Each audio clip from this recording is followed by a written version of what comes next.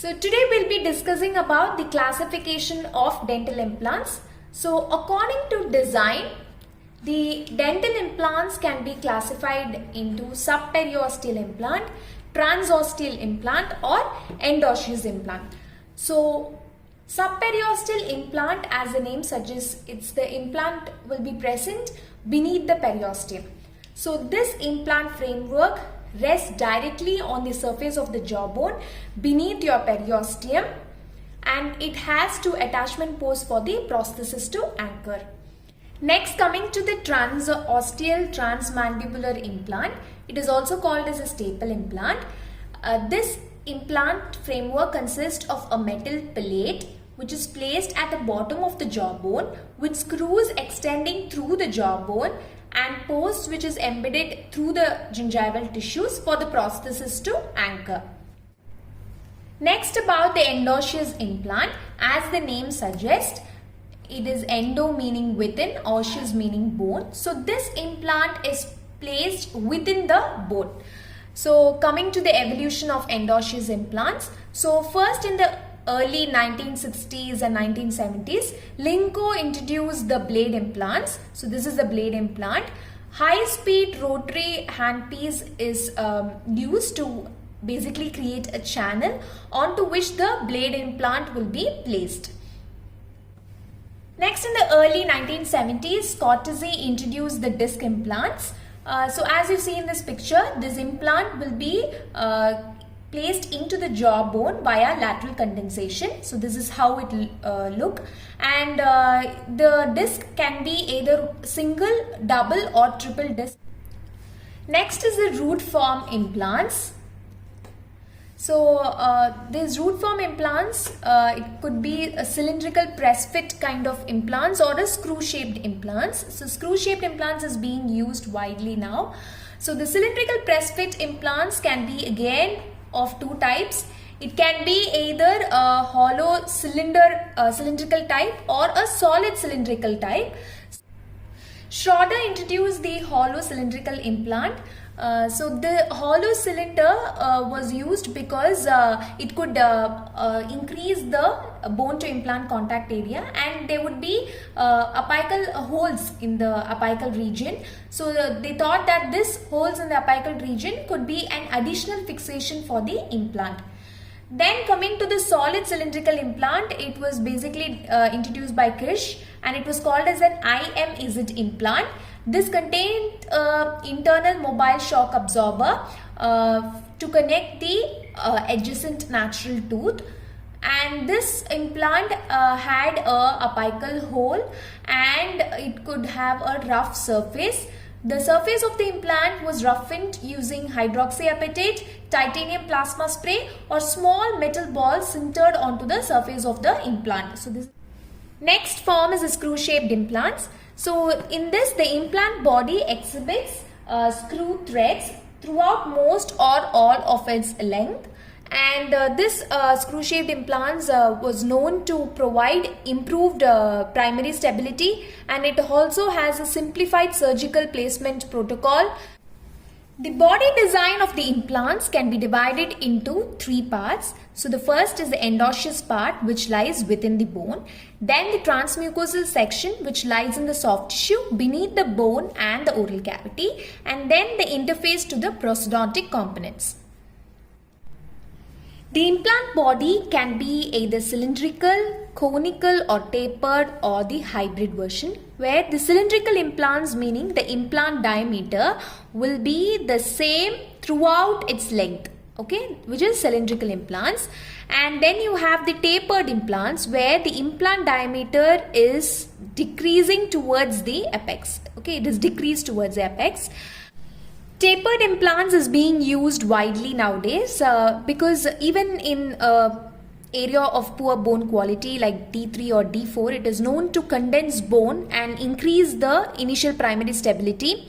And also it has an anatomic conformity, meaning it's going to just resemble the root of the tooth. Even in cases of two adjacent roots, if you want to place an implant, it can be placed very comfortably. And here if you see, this is just an example, okay. This is an anterior ridge, okay, this brown, and this is the implant. See, in this case, if at all a cylindrical implant was placed, there is more chances for the buccal or a lingual perforation to happen. So all this is being eliminated by the use of tapered implants, and also they can distribute occlusal forces effectively to the adjacent bone. Now coming to certain terminologies which you need to be familiar in case of implant macrostructure.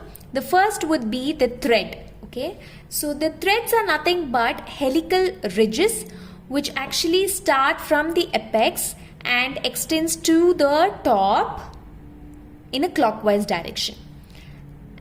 And between the two threads you have something called groove.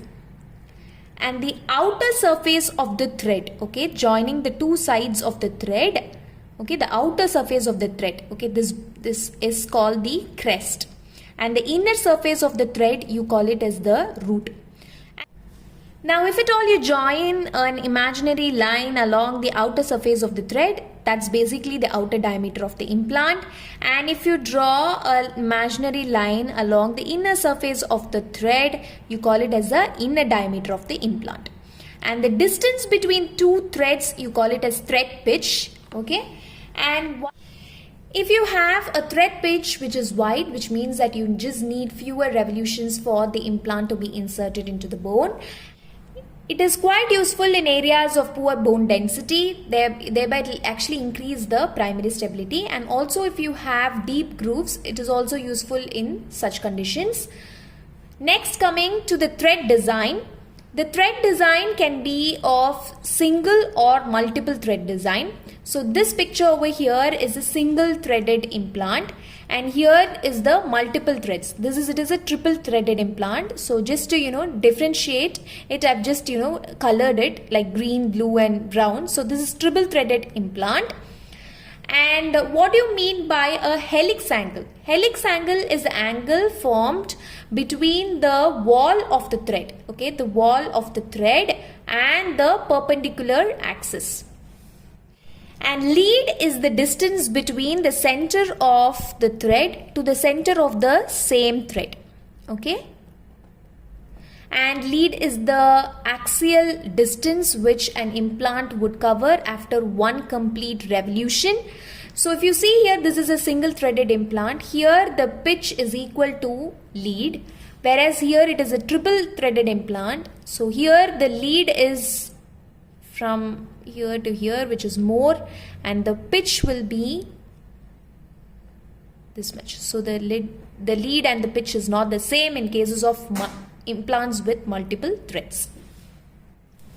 Next, coming to the various types of thread shape, you have the V shape, this is the square shape, and the buttress shape, the reverse buttress shape, and the spiral shape. Now coming to the three types of loads that is generated at the interface of the implant and the bone, you have the compressive force, tensile force, and the shear force. So the compressive force is known to increase the bone density and increase the strength of the bone, whereas the tensile force and the shear force is known to weaken the bone. So an ideal implant thread design should have a balance between your compressive and the tensile force, thereby minimizing the shear stress. The thread shape is known to influence the amount of force transmitted to the surrounding bone. So when you want to understand the stress patterns, we need to know what is known as phase angle. Phase angle is nothing but angle formed between the phase of the thread. This is a phase of the thread, and the perpendicular line drawn to the long axis of the implant. This is the long axis of the implant, and this is a perpendicular line. So this angle is called as phase angle. In the implant literature, this apical phase angle is the most studied because this is where most of the loading forces is dissipated into the bone. So if the phase angle increases, the shear force increases. So Misch in the year 2008, he did a study and he found out the V-shaped thread has 300 degree phase angle. The square shaped thread has 0 degree angle and the reverse buttress has 150 degree angle. So this says that the shear force is increased in case of V shape, then reverse buttress and then the square shaped implants. And also it is found that in square and buttress thread shaped implants, the axial load is dissipated through compressive force, mostly through compressive force, and in V shape and reverse buttress, the axial load is dissipated through compressive, tensile and shear stress. Thank you.